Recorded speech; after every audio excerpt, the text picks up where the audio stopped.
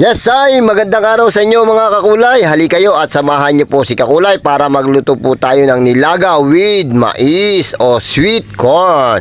Siyempre, balatan muna natin ang patatas. At habang binabalatan natin yan, tayo ay nagsasalang na ng ating mainit na tubig. Yun, ginahit natin patatas, pati ang sibuyas.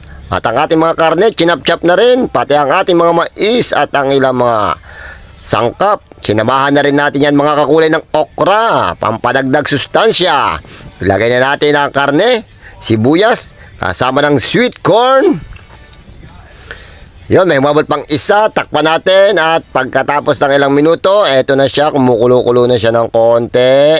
Umuusok-usok na, ilagay na natin ang ating patata. Oo, patata lang po dahil nag-iisa lang po siya.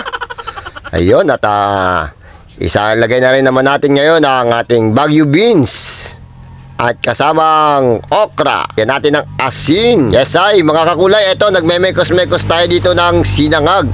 O yung own version natin na Java rice. Yan o, kita nyo, manilaw-nilaw. At ang pagpapadilaw niyan ay secret. Eto na mga kakulay, tapos na po ang ating mga niluto. Meron tayong Java rice. At ang scrambled egg with siling haba. Binating betlog na may siling haba. At syempre, ang nilaga natin may sweet corn. Sweet na may corn na corn. Yes ay, napasok pa tayo doon. Syempre, ang ating sausawan, toyo mansi. O ano pang hinihintay nyo? Lika na, bakbakan natin to.